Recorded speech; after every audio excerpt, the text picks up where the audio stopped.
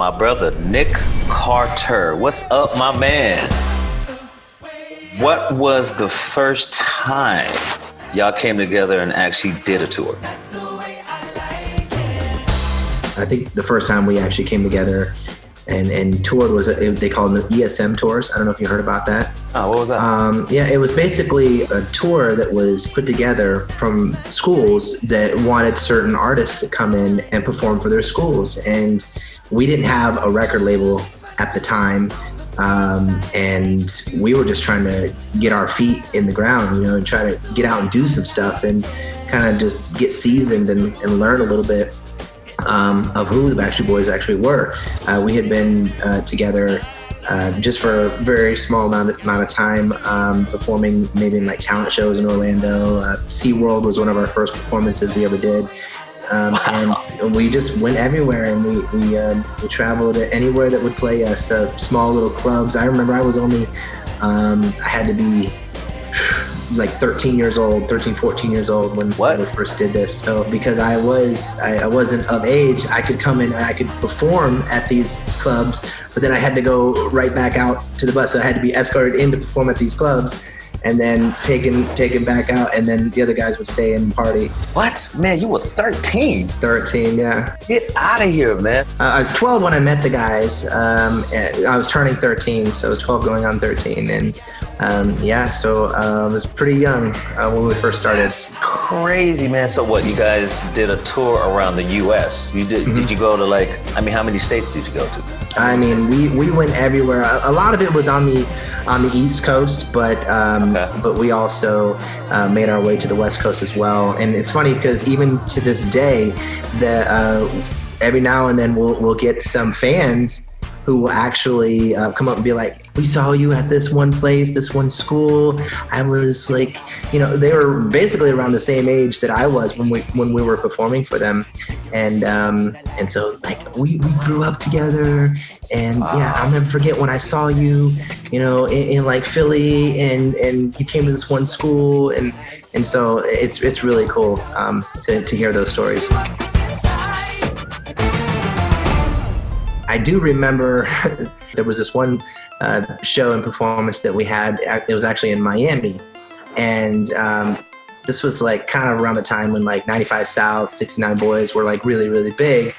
And so, again, we didn't have a record deal, and we were just trying to like play in places, go places, just anywhere that we could sing, like Kevin said, at a Walmart, on the side of the street, anywhere that we could go and perform and sing, we would do it. And so we went to this one club.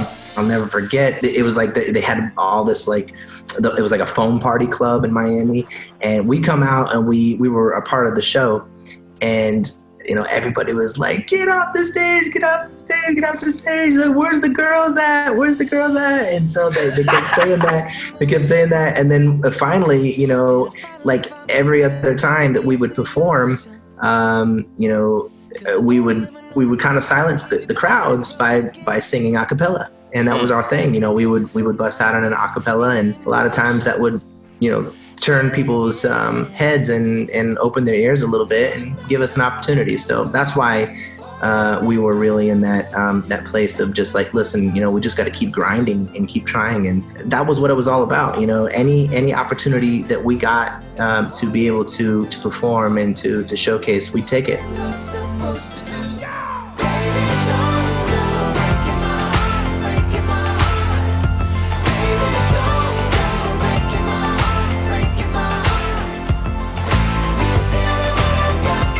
Well, it's Backstreet Boys has always been about just fighting, and nothing has ever been really given to us, and we've had to earn it, and we still have that mentality to this day. And so that's when we're on the stage, that's how we think, and that's why we're always going to stay grateful for what we have, and never take it for granted. How was the first tour? How was it your first time touring Europe? The reason we went over there in the first place, Rich, was because we had released a single in the States. We've Got It Going On, and it didn't chart that high on the dance. I did okay on the dance charts, but it really blew up over in Europe. So we were like, well, maybe we should try it out and see what happens. So, we jump on a plane and record label pays for it. And we go over there and we were just like basically fish out of water. I mean, we didn't know what to expect. Right. Didn't speak the languages that were over there. We were learning the languages, and we were basically trailblazing in uncharted territories. And Wow. so it was pretty incredible time. We didn't have cell phones. We didn't have Internet. beeper internets. We had to call home to our mothers and fathers with calling cards.